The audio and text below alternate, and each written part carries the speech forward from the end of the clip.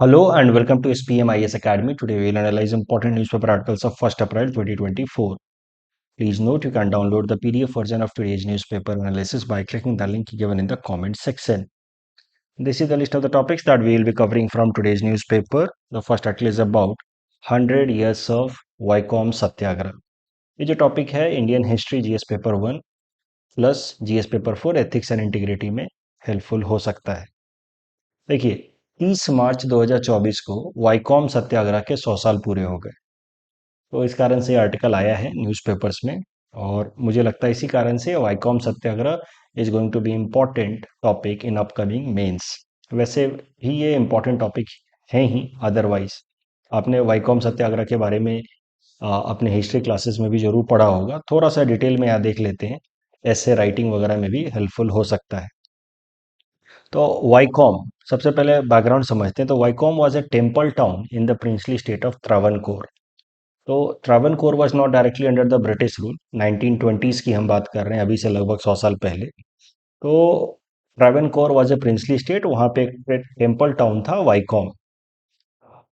वाइकॉम के अंदर, और उस टाइम में तो पूरे भारत में ही including Vaikom, caste based discrimination, untouchability, ये एक काफी कॉमन नॉर्म हुआ करता था।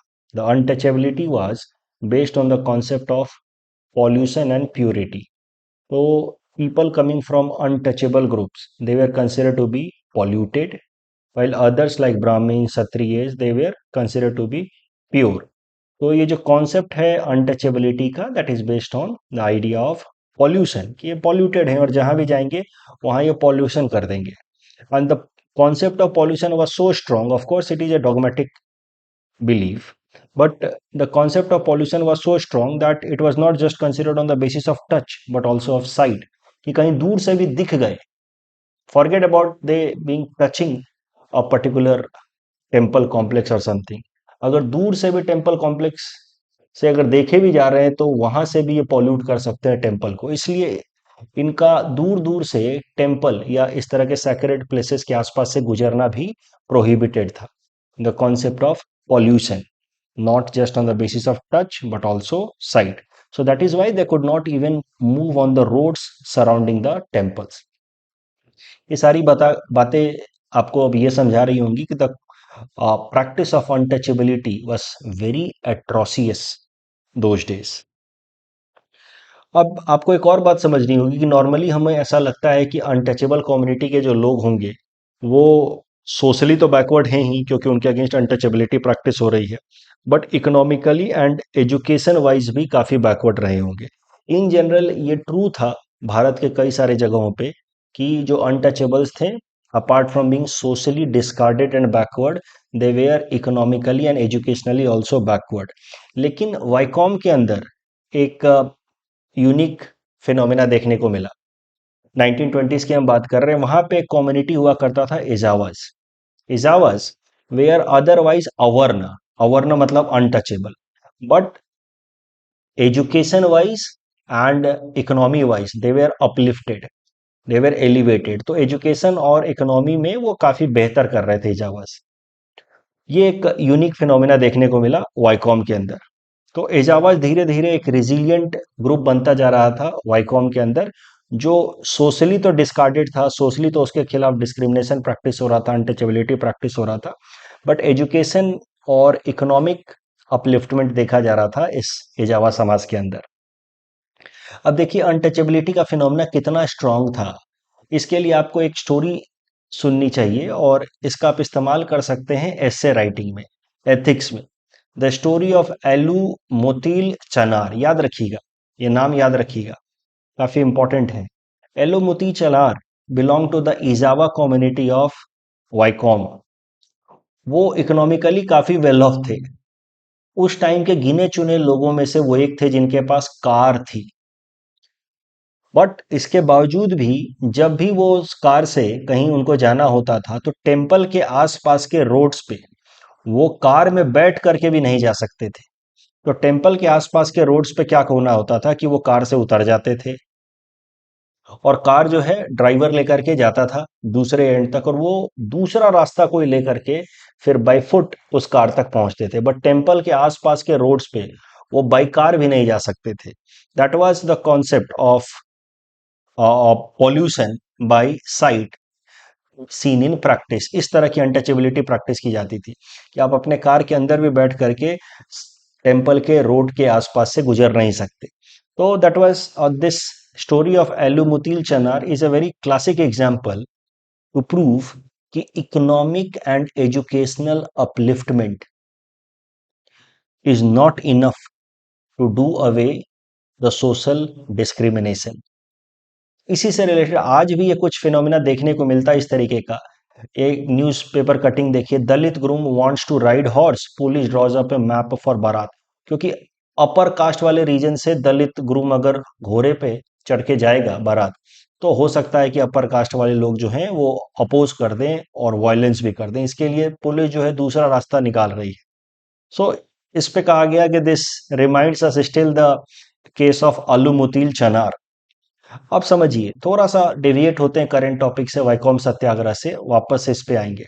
अलमुतील चनार की कहानी देख करके फिर आपको समझना होगा कि why doctor B R Ambedkar was in favour of caste based reservation in India. क्योंकि डॉक्टर बी आर अम्बेडकर का मानना था कि economic and educational upliftment alone can not end caste based discrimination. उसके फर्स्ट हैंड एग्जाम्पल वो खुद थे, उनका खुद का एक्सपीरियंस था। वो खुद काफ़ी पढ़े लिखे थे, तो एजुकेशनली तो he was quite learned one. Economically also he was well of. इसके बावजूद भी उनके खिलाफ अनटचेबिलिटी प्रैक्टिस होती थी। तो अपना खुद का एग्जाम्पल दे करके डॉक्टर बी आर अम्बेडकर ने कई दफ़ा ये कहा कि economic and educational upliftment in alone is not enough to do away the social discrimination faced in society by the untouchables and social ostracisation faced by the untouchables. तो इसी कारण से डॉक्टर बी आर अम्बेडकर ने कहा कि जो historical injustice हुआ है इस समाज के अगेंस्ट, इसको कंपनसेट करने का बस एक ही तरीका है कि पूरे समाज को रिजर्वेशन दिया जाए, चाहे वो इकोनॉमिकली वेल ऑफ हो या पुअर हो। ये बी आर अम्बेडकर साहब का आइडिया था कि चाहे वेल ऑफ हो या पुअर हो, पूरा का पूरा समाज जो है हिस्टोरिकल इनजस्टिस फेस किया है इसने, डिस्क्रिमिनेशन फेस किया है, अनटचेबिलिटी फेस की है, चाहे वो इकोनॉमिकली एजुकेशनली अपलिफ्टेड हो या बैकवर्ड हो। तो जब सबने साथ में झेला है ये डिस्क्रिमिनेशन, तो सबको बेनिफिट भी मिलना चाहिए ऑफ रिजर्वेशन।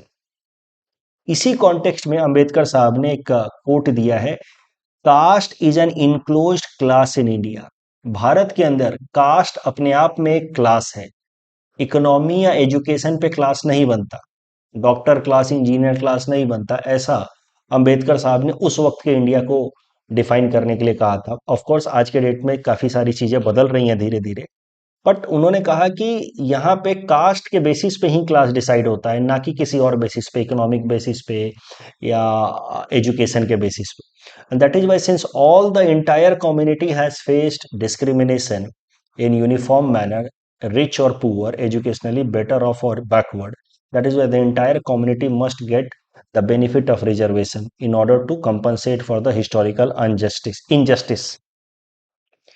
बट कहीं ना कहीं ये जो आइडिया है कि पूरे कम्युनिटी को रिजर्वेशन मिलना चाहिए, आज के डेट में काउंटर प्रोडक्टिव हो रहा है। क्योंकि उस कम्युनिटी के, मान लीजिए कि बैकवर्ड कास्ट के कम्युनिटी के लोगों ने सबने मिल करके कास्ट बेस्ड डिस्क्रिमिनेशन झेला है, ठीक है, अब सबको आपने रिजर्वेशन दे दिया, लेकिन उस कम्युनिटी के जो अपर आप स्ट्राटा के लोग हैं, मान लीजिए कि शेड्यूल कास्ट या शेड्यूल ट्राइब के जो अपर स्ट्राटा के लोग हैं, वही बार बार रिजर्वेशन का फायदा उठा रहे हैं। उन्हीं के बच्चे बार बार अलग अलग सरकारी नौकरियों को पा रहे हैं, सरकारी ऑफिसर्स हैं उनके बच्चे फिर सरकारी नौकरियां पा रहे हैं। और जो सच में गरीब रिक्शा वाला है या मोची है, कुछ भी है, आप मान लीजिए कि आप डेली वेज वर्कर है, उसके बच्चों को रिजर्वेशन पॉलिसी होने के बावजूद भी फायदा नहीं मिल पा रहा है। तो कहीं ना कहीं अब इस आइडिया को रिकंसिडर करना होगा कि caste based reservation, is it actually being helpful, और is it actually doing away the historical injustice faced by the entire community. But I hope just hope कि आपको अंबेडकर साहब का आर्गुमेंट समझ आ रहा है ये पूरे समाज ने मिलकर के झेला है, अमीर हो या गरीब। इसीलिए शेड्यूल कास्ट या शेड्यूल ट्राइब के रिजर्वेशन में जो संविधान में ओरिजिनली दिया गया आर्टिकल 15-16 में, उसमें क्रीमी लेयर का कॉन्सेप्ट नहीं है। बाद में ओबीसी में क्रीमी लेयर का कॉन्सेप्ट आया है, और बाद में आपको पता है कि फिर 10% रिजर्वेशन इकोनॉमिकली वीकर सेक्शन के लिए भी आया, which is based on economic status. But SC ST के लिए जो रिजर्वेशन है 15% और 7.5% इन जनरल, उसमें इकोनॉमिक क्राइटेरिया कहीं भी नहीं है। That is for compensating the social discrimination this community has faced for so many years despite being educationally और इकोनॉमिकली वेल ऑफ। तो अलूमुती चनार साहब ने भी डिस्क्रिमिनेशन झेला है, गाड़ी घर सब होने के बावजूद, इसलिए इनके बच्चों को भी रिजर्वेशन मिलना चाहिए। This story has to be kept in mind for writing an essay. Now come back to the topic Vaikom Satyagraha. तो वाइकॉम रीजन में आपको एक यूनिक कहानी देखने को मिल रही है कि वहाँ के जो एजावा कम्युनिटी के लोग हैं, they are educationally and economically well off. तो उसी कम्युनिटी के एक लीडर हैं, एजावा कम्युनिटी के टीके माधवन साहब। उन्होंने 1917 में एक आर्टिकल लिखा अपने ही अखबार में, देश भामिमी ने। इसमें इन्होंने क्रिटिसाइज किया टेम्पल एंट्री के ऊपर रेस्ट्रिक्शन को। देश अभिमानी, आई एम सो सॉरी, देश अभिमानी में उन्होंने लिखा, ये नाम याद रख पाए तो बेहतर है, ऐसे वगैरह में काम आएगा। देश अभिमानी में 1917 में उन्होंने आर्टिकल लिखा against temple entry restriction to the Ezhava community members. बाद में ही मेट गांधी जी ऑल्सो, क्योंकि फिर बाद में नॉन कॉपरेशन मूवमेंट शुरू हुआ 1919 में। तो टीके माधवन साहब तो एजावा कम्युनिटी को मोबिलाइज कर ही रहे थे जब 1919 में नॉन कॉपरेशन मूवमेंट शुरू हुआ, और गांधी जी के जो टेक्निक्स थे सत्याग्रह के, उससे काफ़ी इंस्पायर हुए टीके माधवन साहब। वो गांधी जी से मिले, और फिर गांधी जी ने भी प्रॉमिस किया कि वो ये जो अनटचेबिलिटी का प्रॉब्लम है, इसको एक मास मूवमेंट या इसके अगेंस्ट मास एजिटेशन स्टार्ट करेंगे। तो गांधी जी ने अनटचेबिलिटी के मुद्दे को भी इनकॉर्पोरेट कर दिया in his non cooperation movement. तो नॉन कॉपरेशन मूवमेंट के दौरान आ, खिलाफत मूवमेंट भी उसके साथ ऐड हुआ। उसके अलावा केरला के अंदर ये इंडियन नेशनल कांग्रेस की 1923 में एक मीटिंग हुई, जहां पे एंटी अनटचेबिलिटी रिजोल्यूशन भी पास हुआ। तो मुद्दा यह है कि कांग्रेस ने अनटचेबिलिटी को भी एक अपने लिए मुद्दा एक्सेप्ट बना लिया after 1921 Gandhi ji meeting with TK Madhavan, and Gandhi ji is promising कि he will also go for mass agitation against untouchability. उसके बाद कांग्रेस ने भी 1923 में एक रिजोल्यूशन पास करके एंटी अनटचेबिलिटी रिजोल्यूशन एक्सेप्ट किया, जिसके अंतर्गत अनटचेबिलिटी को खत्म करना उन्होंने अपने लिए एक प्रायोरिटी सेट की कांग्रेस ने। फिर क्या हुआ 1925 में, ये सब चीजें होती रही। वाइकॉम मूवमेंट अभी तक शुरू नहीं हुआ है, वाइकॉम मूवमेंट के लिए ये सब रनअप चल रहा है। टीके माधवन साहब का आर्टिकल, महात्मा गांधी से मिलना, कांग्रेस का एंटी अनटचेबिलिटी रिजोल्यूशन अडॉप्ट करना, ये सब वाइकॉम मूवमेंट के लिए ये सब आप कह सकते हैं रनअप चल रहा है। फिर 1925 में जाकर के वाइकॉम के अंदर जो शिवा टेम्पल था, वहां से शुरू हुआ सत्याग्रह, वाइकॉम सत्याग्रह। लगभग 600 दिनों तक ये सत्याग्रह चला, जहां पे अलग अलग लीडर्स इस बैकवर्ड कम्युनिटी के टेम्पल एंट्री करने की कोशिश करते, उनको रोका जाता, पीटा जाता कुछ कुछ केसेस में। बट ये सत्याग्रह चलता रहा लगभग 600 दिनों तक। इसमें तमिलनाडु से पेरियार ने भी आकर के पार्टिसिपेट किया। ये पेरियार वही हैं जिन्होंने सेल्फ रेस्पेक्ट मूवमेंट स्टार्ट किया था। ईवी रामास्वामी नाइकर इनका असली नाम, आई होप आपको याद होगा, हिस्ट्री में आपने पढ़ा होगा। E V Ramasamy Naicker self respect movement उन्होंने स्टार्ट किया तमिलनाडु के अंदर। वो भी एक कास्ट बेस्ड डिस्क्रिमिनेशन के अगेंस्ट रिफॉर्म मूवमेंट था तमिलनाडु में। तो पेरियार साहब, उनको ईवी रामास्वामी नाइकर को रेस्पेक्ट से पेरियार कहा जाता था, और पेरियार साहब ने भी आकर के पार्टिसिपेट किया वाइकॉम सत्याग्रह में। उसके अलावा C Rajagopalachari also participated, all of them tried to enter into the temple complex and all. तो पेरियार या फिर TK Madhavan, they were obstructed, sometimes beaten also. बाद में लगभग 600 दिनों के बाद एक कॉम्प्रोमाइज सॉल्यूशन पे पहुंचा गया। कॉम्प्रोमाइज सॉल्यूशन कुछ ऐसा पहुंचा या अडॉप्ट किया गया, जिसमें महात्मा गांधी मेनली लीड कर रहे थे, कि 3 रास्ते खोले जाएंगे सब लोगों के लिए, इंक्लूडिंग द अवर्नास या अनटचेबल्स। मंदिर के 3 रास्ते खोल दिए जाएंगे। देखिए, वाइकॉम सत्याग्रह शिवा टेम्पल ऑफ वाइकॉम से शुरू किया गया। इट वॉज सिंबॉलिक कि पहला टेम्पल यहाँ पे टेम्पल एंट्री शुरू कराई जाएगी, और इसके साथ ही भारत के बाकी जगहों पे भी फिर यहाँ के बाद टेम्पल एंट्री मूवमेंट कराई जाएगी। तो Vaikom Satyagraha is itself very important because it was symbolic movement against untouchability, and mainly it emphasized on temple entry of the so called untouchables। तो इसलिए वाइकॉम इंपॉर्टेंट है।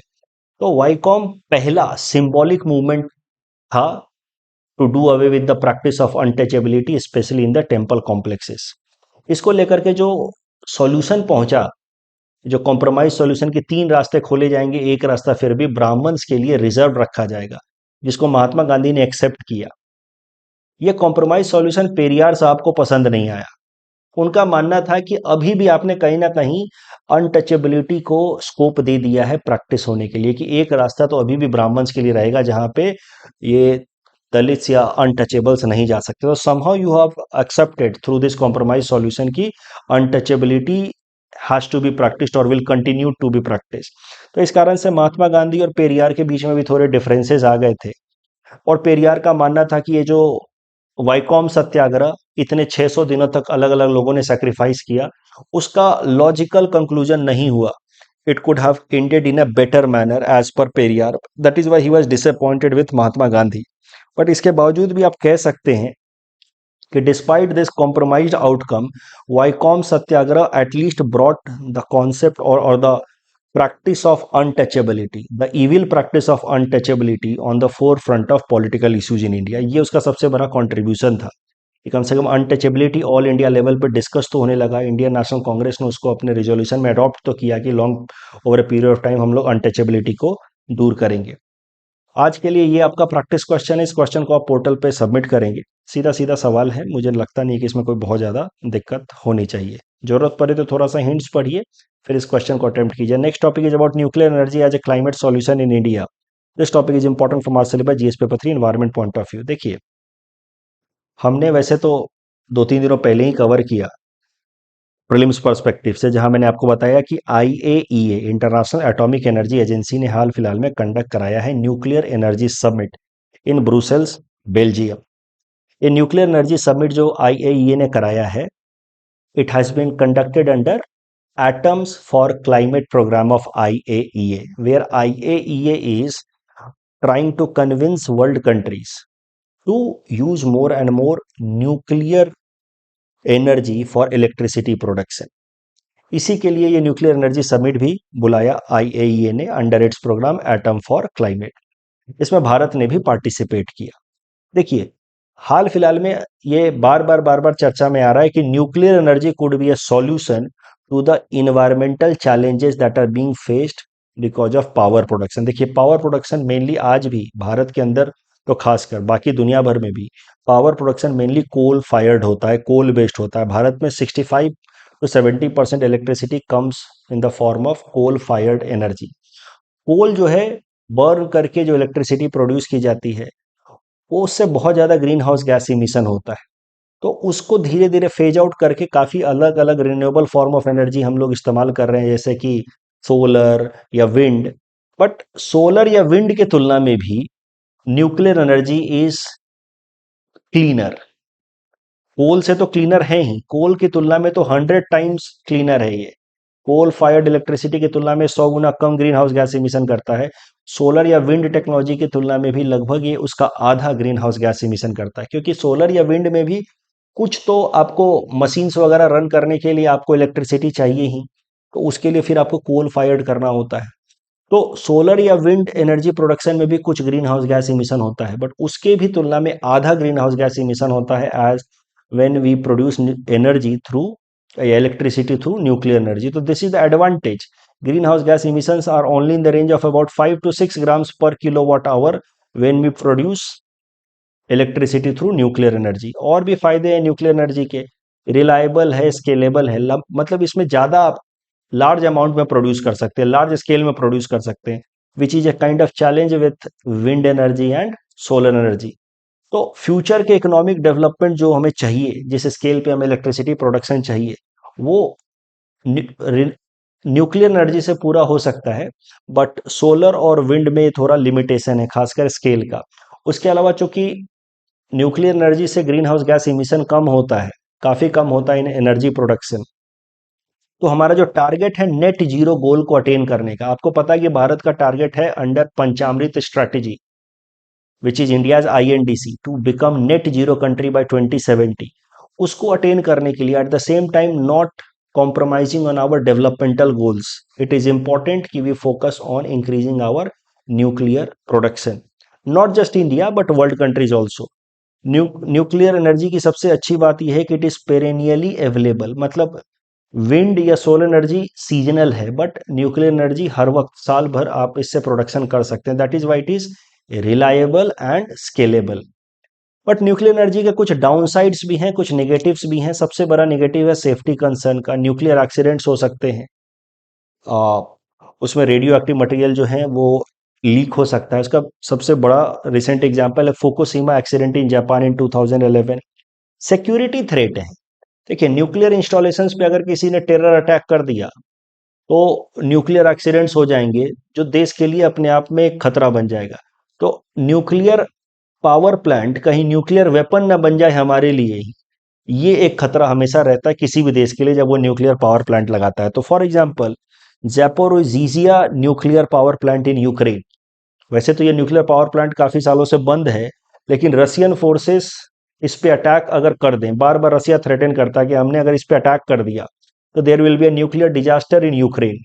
तो उन्हीं का न्यूक्लियर प्लांट उन्हीं के लिए न्यूक्लियर वेपन बन सकता है। याद रखिएगा, Zaporizhzhia nuclear power plant in Ukraine, making Ukraine more vulnerable to Russian attack. Waste disposal का प्रॉब्लम है।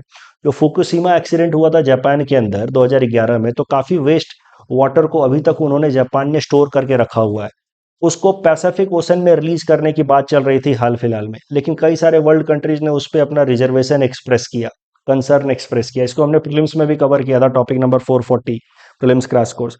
उसके अलावा सबसे बड़ा प्रॉब्लम है न्यूक्लियर एनर्जी का हाई कॉस्ट। आज भी न्यूक्लियर एनर्जी सबसे कॉस्टलीस्ट फॉर्म ऑफ इलेक्ट्रिसिटी है, इवन मोर देन सोलर और विंड। और उसके अलावा थ्रेट ऑफ न्यूक्लियर प्रोलिफरेशन तो है ही, मतलब दुनिया के देश न्यूक्लियर पावर प्लांट के नाम पे side by side nuclear weapons नहीं बनाएंगे, इसकी क्या गारंटी है। ईरान के ऊपर हमेशा से एलिगेशंस लगते हैं कि in the name of nuclear plant Iran is resorting to nuclear proliferation. ये एलिगेशंस यूएस की तरफ से लगते रहते हैं, तो that is a threat of nuclear proliferation.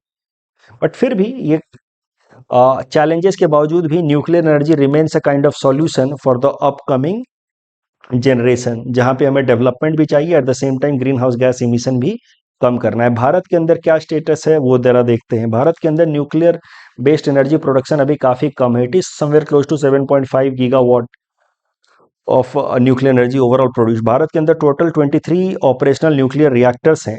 उम्मीद है कि 2030 तक हमारा न्यूक्लियर बेस्ड एनर्जी प्रोडक्शन 3 गुना तक बढ़ जाएगा and will go up to 22.5 gigawatt. Yet it will remain less than 5% of overall energy production in the country. तो इसका मतलब यह है कि भारत के अंदर न्यूक्लियर एनर्जी का शेयर काफी कम है in overall electricity production. I have told you so many times the data is going to be key, तो remember it. 7.5 gigawatt, maximum it will go to 22.5 gigawatt, but still it will remain about 3% to 4% of overall electricity production in the country. That is a concern, क्योंकि हमारा nuclear based electricity production यानी कि काफी कम है। But ठीक है, फिर भी हम लोग धीरे धीरे प्रोग्रेस कर रहे हैं। 23 न्यूक्लियर ऑपरेटर्स हैं हमारे देश में अभी, जो आने वाले टाइम में बढ़ेंगे। हमारे देश के अंदर second generation fast breeder reactor भी आ रहा है in Kalpakkam, Tamil Nadu, by December 2024। I just hope कि आपको याद होगा, प्रीलिम्स के टाइम में मैंने 3 स्टेज न्यूक्लियर पावर प्लांट का कॉन्सेप्ट आपको सिखाया था in topic number 70 prelims crash course. एक बार उसको जरा देख लीजिएगा, साइंस एंड टेक में पूछा जा सकता है। तो 3 स्टेज में जो थर्ड स्टेज तो है थोरियम बेस्ड, वो तो 20-30 साल बाद आएगा। सेकेंड स्टेज जो है वो है fast breeder reactor, that is now about to start its operation in Kalpakkam, Tamil Nadu. Bharat के अंदर ये सब कुछ लिमिटेशंस हैं अभी तक न्यूक्लियर एनर्जी को लेकर के। उसके अलावा हुआ क्या कि कॉन्फ्रेंस ऑफ पार्टी नंबर जो 28 हुई दुबई में, वहां पे लगभग दुनिया के 20 देशों ने मिल करके अपने लिए कमिटमेंट रखा कि साल 2050 तक वो न्यूक्लियर बेस्ड इलेक्ट्रिसिटी प्रोडक्शन को ट्रिपल कर देंगे, बट इंडिया ने उसमें पार्टिसिपेट नहीं किया। सो दैट इज ऑल्सो एक मैटर ऑफ कंसर्न कि perhaps India is not very serious about producing nuclear based electricity. ये जो COP 28 के साइडलाइंस में 20 देशों ने अपने लिए कमिटमेंट रखा to triple nuclear energy production by 2050, India was not party to it. But atom for climate programme के अंतर्गत IAEA ने जो हाल फिलहाल में न्यूक्लियर एनर्जी सबमिट कराई है, उसमें भारत ने पार्टिसिपेट किया है। अगेन इस टॉपिक के बेसिस पे मेंस प्रैक्टिस क्वेश्चन है। This question also has to be submitted on the portal if you want to, SPM students. ये थोड़ा सा हिंट्स दे रखा है मैंने, जिसके बेसिस पे आप ये क्वेश्चन अटेम्प्ट कर सकते हैं। इस टॉपिक के बेसिस पे प्रीलिम्स प्रैक्टिस क्वेश्चन हमने आपको दे रखा है। Please attempt this question and submit the answer in the comment section. Topic number 3 is about GI tag for 19 items from Assam. This topic is important from our syllabus GS paper 3 Indian economy point of view. देखिए 19 items को असम से GI tag मिला है। वो items importantly हैं असम जापी, बिहू दोल, सार्थेबारी metal craft, ये सब है। देखिए अब ये जो 19 को 19 आइटम्स हैं, इनको एक बार अच्छे से देख लीजिएगा। इनका कल्चरल सिग्निफिकेंस इस साल के मेंस के लिए इंपॉर्टेंट हो जाता है। हो सकता है कि आपसे पूछ ले कि ये सार्थेबारी मेटल क्राफ्ट का क्या सिग्निफिकेंस है, क्या उसके फीचर्स हैं, ये सब पूछेगा। तो इसीलिए चिन्मय सर इन सब को कराएंगे, इनके कल्चरल सिग्निफिकेंस को आसाम स्पेसिफिक क्लासेस में तो कराएंगे ही। बाकी मैं GI का कॉन्सेप्ट डिस्कस कर देता हूं आपके साथ, क्योंकि चूंकि 19 आइटम्स को एक साथ GI टैग मिला है, तो हो सकता है कि GI का कॉन्सेप्ट आपसे पूछ ले कि इसके क्या फायदे क्या नुकसान। देखिए ज्योग्राफिकल इंडिकेटर किसी भी प्रोडक्ट को जब मिलता है, तो वो दो चीजों का इंडिकेशन होता है। एक तो क्वालिटी का, कि ये प्रोडक्ट एक सर्टेन क्वालिटी को मीट करेगा। दूसरा ज्योग्राफी का, कि ये प्रोडक्ट एक पर्टिकुलर रीजन से आ रहा है। तो दो चीजों का इंडिकेटर होता है, क्वालिटी का और ज्योग्राफी का, रीजन का। फॉर एग्जाम्पल दार्जिलिंग टी, तो ये दो बातों को इंडिकेट करेगा कि एक पर्टिकुलर क्वालिटी को ये मीट करता है, प्लस ये दार्जिलिंग से आएगा। तो GI टैग देने से क्या फायदा होता है कि काउंटर फीटिंग बंद हो जाती है या कम हो जाएगी। नहीं तो कोई भी इंसान कहीं से भी चाय बनाए, किसी भी क्वालिटी का बनाए और दार्जिलिंग टी के नाम से बेचे, तो Darjeeling tea will lose its reputation in the market. I am using Darjeeling tea just as an example. इस तरह के और भी जिन प्रोडक्ट्स को GI टैग मिलता है, उनका रेपुटेशन बचाए रखने के लिए, काउंटर फिटिंग को अवॉइड करने के लिए, फेक प्रोडक्ट्स को अवॉइड करने के लिए GI टैग दिया जाता है, जो दो चीजों को इंडिकेट करेगा, geography and quality. For example Assamese gamosa. तो अगर आपको अपने गमोसे को लिखना है असमीज गमोसा, तो दो क्राइटेरिया मीट होना चाहिए। एक तो असम में बनना चाहिए और दूसरा एक पर्टिकुलर क्वालिटी को मीट करना चाहिए। GI के लिए लीगल प्रोविजंस क्या है? तो GI टैग जो दिया जाता है, it is given under trips agreement of WTO। तो ट्रिप्स एग्रीमेंट जो है WTO का, वो मोटे मोटे गाइडलाइंस ले डाउन करता है। उसके अंतर्गत फिर अलग अलग देश अपने अपने देशों में इंटेलेक्चुअल प्रॉपर्टी रिलेटेड कानून बनाते हैं to give protection of different kinds of intellectual property. तो ट्रिप्स एक मोटा मोटा एग्रीमेंट है WTO का। उसी के गाइडलाइंस के अंतर्गत अलग अलग इंटेलेक्चुअल प्रॉपर्टी राइट्स भारत के अंदर बनाए गए हैं। For example copyrights act, patent act, और उसी के ट्रिप्स के अंतर्गत भारत के अंदर GI एक्ट बनाया गया है, GI एक्ट ऑफ 1999। इसके अंतर्गत प्रोडक्ट्स को GI टैग दिया जाता है for 10 years, that can be renewed also. और तीन तरह के प्रोडक्ट्स को GI टैग मिलता है, एग्रीकल्चरल प्रोडक्ट्स, नेचुरल प्रोडक्ट्स या manufactured goods. Darjeeling tea was the first product to get GI tag in the year 2004-5। GI tag मिलने से फायदे क्या होते हैं? मैंने आपको कहा प्रोड्यूसर्स को फायदा होता है क्योंकि उनके प्रोडक्ट की काउंटर फीटिंग नहीं होगी। कस्टमर्स को फायदा होता है क्योंकि उनको क्वालिटी ओरिजिनल प्रोडक्ट मिलेगा। देश को फायदा होता है क्योंकि ये प्रोडक्ट जब विदेशों में बिकते हैं ओरिजिनल क्वालिटी के साथ, तो फिर देश का सॉफ्ट पावर बढ़ता है। For example basmati rice, Bharat का बासमती राइस यूरोपियन मार्केट में काफी पॉपुलर है। It is a GI product in India also. Basmati हाल फिलहाल में न्यूज में इसलिए भी है क्योंकि पाकिस्तान अपना बासमती राइस बेच रहा है यूरोपियन मार्केट में, उसको कह रहा है कि ये पंजाब बासमती है ओरिजिनल। भारत के अंदर जो बासमती राइस को GI मिला है, वो पंजाब रीजन से मिला है। तो पाकिस्तान जो है वो अपने पंजाब रीजन से बासमती प्रोड्यूस करके उसको यूरोपियन मार्केट में बेच रहा है और कह रहा है कि ये भी पंजाब बासमती है। तो कहीं ना कहीं भारत की जो बासमती राइस है, उसका जो क्वालिटी और मार्केट है यूरोपियन मार्केट के अंदर, उसको कहीं ना कहीं डैमेज कर रहा है पाकिस्तान का basmati rice. Otherwise basmati rice has been very popular in Europe and it has increased soft power of India in Europe. GI tag के ऊपर ऐसे प्रश्न पूछे जा सकते हैं कि इसका क्या बेनिफिट है और इसके क्या चैलेंजेस हैं। बेनिफिट तो आपको मैंने बता ही दिया, काउंटर फिटिंग वगैरह से बचेगा। चैलेंजेस हैं कि कई दफा डिस्प्यूट्स हो जाते हैं स्टेट्स के बीच में, जैसे वेस्ट बंगाल और उड़ीसा के बीच में डिस्प्यूट हो गया रसगुल्ला को लेकर के, और इस कारण से रीजनलिज्म पोलराइजेशन आगे बढ़ता है। उसके अलावा अवेयरनेस कम होती है, तो कई दफा जो ओरिजिनल क्रिएटर्स होते हैं उनको पता होता नहीं है कि उनका प्रोडक्ट का जीआई टैग हो सकता है, और कमर्शियल कंपनियां जीआई टैग लेकर के फिर उसका फायदा उठाती हैं। इंटरनेशनल डिस्प्यूट मैंने आपको बताया हो सकता है, जैसे करंट केस में भारत और पाकिस्तान के बीच में चल रहा है रिगार्डिंग बासमती राइस। तो ये सब प्रॉब्लम्स हैं with respect to GI. Basmati के ऊपर मैंने ये प्रैक्टिस क्वेश्चन आपको दिया, एक कॉमन सेंस से आप ये सॉल्व कर सकते हो। बासमती रिच लोग जनरली खाते हैं, एफ्लुएंट लोग खाते हैं, तो बासमती एमएसपी पे नहीं होगा। बस इतना मैंने बोल दिया, इसके बेसिस पे इस क्वेश्चन को अटेम्प्ट कीजिए, आप अटेम्प्ट कर पाओगे। The next topic is about fish consumption in India. This topic is important from our syllabus GS paper 5 Assam issues point of view. देखिए, हर दफा मैंने आपको कहा है, जब से मेंस ओरिएंटेड हमने न्यूज़पेपर एनालिसिस शुरू किया है, रिपोर्ट का टाइटल किस एजेंसी ने दिया है, ये सब आप लिख पाए, डेटा लिख पाए, तो आपका आंसर बाकियों से बेहतर होगा। इसलिए ये सब चीज़ों को थोड़ा याद करने की कोशिश कीजिए। जो जितना बेहतर कोट कर पाएगा, अप्रोप्रिएट डेटा वगैरह कोट कर पाएगा, उसको बेहतर मार्क्स मिलेंगे। तो हाल फिलहाल में फिश कंजम्पशन के ऊपर एक रिपोर्ट आई है जिसका नाम है fish consumption in India pattern and trends. इस रिपोर्ट को पब्लिश किया Indian council of agriculture research ने। इस रिपोर्ट के हिसाब से अगर परसेंटेज वाइज पॉपुलेशन की बात की जाए कि किस स्टेट में कितने परसेंट पॉपुलेशन फिश खाते हैं, तो Tripura is at the top, followed by Manipur and Assam. Assam के अंदर, असम का ही डेटा याद करेंगे, बाकी तो कितना ही डेटा याद करेंगे। असम के अंदर 99.1% पॉपुलेशन जो है फिश कंज्यूम करता है, और वो इंक्रीज भी हुआ over a period of time. It was 98% in 2005 and it has increase to 99.1%। तो असम के ऊपर कभी मान लीजिए स्टेपल डाइट क्या है हमारा, कैसे है, तो वहां पे फिश को आप मेंशन करेंगे जब, तो वहां पे इस रिपोर्ट को कोट कर दीजिए, डेटा को कोट कर दीजिए। डायरेक्टली सवाल आ गया फिश पे तो ठीक ही है, असम के अंदर स्टेपल डाइट वगैरह पे आ जाए, तब भी जब फिश को लिख रहे हो तो ये डेटा को कोट कर दीजिए। उसके अलावा ये भी बताया गया है कि भारत के अंदर ओवरऑल 966.9 मिलियन इंडिविजुअल जो है फिश कंज्यूम करते हैं। हमारा फिश कंजम्पशन 2047 तक डबल होने वाला है। उस हिसाब से फिर हमें सस्टेनेबल फिशिंग प्रैक्टिसेस भी अडॉप्ट करने होंगे। तो ओवरऑल इंडिया बेसिस पे fish consumption is about to double by 2047। That is why we need to have sustainable fishing practices. अभी मौजूदा टाइम में अगर फिशरीज की बात की जाए तो लगभग 20 मिलियन, यानी कि लगभग 2 करोड़ डायरेक्ट जॉब्स प्रोड्यूस करता है। भारत की जीडीपी में डायरेक्टली 1% कंट्रीब्यूट करता है। एग्रीकल्चर की बात की जाए तो लगभग 5% से ज़्यादा ये एग्रीकल्चरल जीडीपी में कंट्रीब्यूट करता है। इंडिया दुनिया का तीसरा लार्जेस्ट फिश प्रोड्यूसर है। असम के अंदर अगर बात की जाए तो असम के अंदर मेनली फ्रेश वाटर फिशेज मिलते हैं, क्योंकि हमारे पास तो ओशन या मरीन फिशेज का स्कोप है नहीं, हमारे यहाँ तो ओशन है नहीं।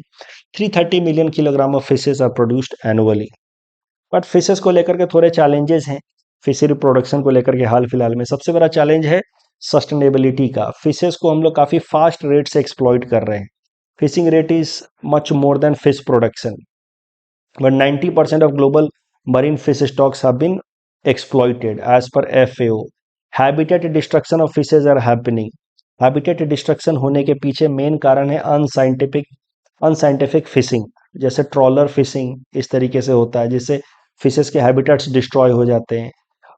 डायनामाइट फिशिंग, जिसमें डायनामाइट एक्सप्लोसिव की मदद से फिशेस को पकड़ा जाता है, तो उससे भी फिशेस के जो हैबिटेट्स हैं वो डिस्ट्रॉय हो जाते हैं, जिससे लॉन्ग रन में फिर उनकी प्रोडक्टिविटी ओवरऑल घट जाती है। तो ये सब प्रॉब्लम है। तो sustainability is a problem. Our extraction is more than fishes regeneration. Destruction of the fisheries habitat is a problem. Insufficient mechanisation, बहुत सारा हम लोग मैनुअल वर्क करते हैं, that is a problem. Bharat के अंदर खासकर lack of refrigeration facilities and all associated with fishes. ये सब कुछ इनिशिएटिव्स हैं फिशरीज को लेकर के भारत सरकार के लेवल पे। ब्लू रेवोल्यूशन, सीधा सीधा याद रखिए, fisheries aquaculture infrastructure development fund, प्रधानमंत्री मत्स्य संपदा योजना, असम स्पेसिफिक असम मत्स्य समृद्धि स्कीम, मत्स्य जागरण जिसका टैगलाइन है घरे घरे पुखरी घरे घरे माछ, एंड सुनील विप्लव स्कीम। ये इस टॉपिक के बेसिस पे मेंस प्रैक्टिस क्वेश्चन मैंने लास्ट ईयर कराया था ब्लू रिवॉल्यूशन पे। मैंने यहाँ आज दे दिया है, एक बार आप आंसर ये पढ़ सकते हैं, बाकी तो कंटेंट इनरिचमेंट वाले नोट्स में तो मैं कंपाइल करके दे दूंगा, तो एक बार पढ़ लीजिएगा। क्या पता फिशरीज पे कुछ सवाल आ जाए तो इट माइट बी हेल्पफुल।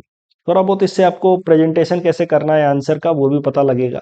जो मेन प्रश्न पूछा जाता है उसको बॉक्स में डाल देने से अच्छा रहता है, एग्जामिनर को लगता है कि चलिए जो पूछा गया है उसको यहाँ मेंशन किया गया, तो एग्जामिनर के लिए आपको लाइफ आसान बनानी होगी। इंपॉर्टेंट पॉइंट्स को अंडरलाइन कीजिए, मेन क्वेश्चन का जो डिमांड है उसको बॉक्स में डालिए। तो दिस इज हाउ प्रेजेंटेशन, थोड़ा सा आप एकदम प्लेन प्रेजेंटेशन से बचिए तो एग्जामिनर का इंटरेस्ट बनाए रखेंगे। नेक्स्ट टॉपिक इज अबाउट छात्र दिवस। हो सकता है सीधा सीधा पर्सनालिटी बेस्ड में प्रश्न आपसे पूछ ले। छात्र दिवस वैसे प्रीलिम्स में आपने रटा होगा, उपेंद्र नाथ ब्रह्मा जी से एसोसिएटेड है। Upendra Nath Brahma ji, Bodo social activist, former president of all Bodo student union, was eighth president of all Bodo Student Union. He was born in Kokrajhar district of Assam. He was given title of Bodofa, that is guardian of Bodo। इनके बारे में प्रश्न सीधा सीधा personality based में GS paper 5 में पूछा जाता है। तो इनके लाइफ टाइम को सेलिब्रेट किया जाता है, इनके कॉन्ट्रीब्यूशंस को कॉमेमोरेट किया जाता है on the anniversary of his death, that is 1 May, which is observed as Bodofa day. 31 March is his birth anniversary of Bodofa या उपेंद्र नाथ ब्रह्मा जी, जिसको असम के अंदर छात्र दिवस की तरह सेलिब्रेट किया जाता है in order to commemorate his contribution. He was elected as president of All Bodo Student Union in 1986. He wanted to restore the glorious past of Bodos। ये सब आपको पहले से पढ़ा ही होगा अपने प्रीलिम्स के दौरान, मैं बस रिवाइज करवा दे रहा हूँ, बाकी चिन्मो सर भी आपको कराएंगे ही। A historic 92-point charter demand was placed by Upendranath Brahma before Chief Minister of Assam Praful Kumar Mohanta ji and Governor Bhishma Narayan Singh at Raj Bhavan. इस 92 पॉइंट का जो चार्टर था उसमें मुख्य बातें ये थी कि immediate implementation of Bodo as an associate language in Kokrajhar and Udalguri district, establishment of central university at Kokrajhar, inclusion of Bodo Kacharis of Karbi Anglong and north Cachar hills autonomous district in 6th schedule, introduction of Bodo language as an optional subject in APSC and UPSC exam. अब तो APSC में optional भी हट गया है। तो इनके demand के कारण ही, इनके स्टूडेंट मोबिलाइजेशन के कारण ही most of the demands were later on fulfilled, and because of his contribution to the development in the region he has been given the title of Bodofa। Government he market place से related दोनों statement सही है, and अमृत से related भी दोनों statement सही है। That's all from our side for today, thanks for watching.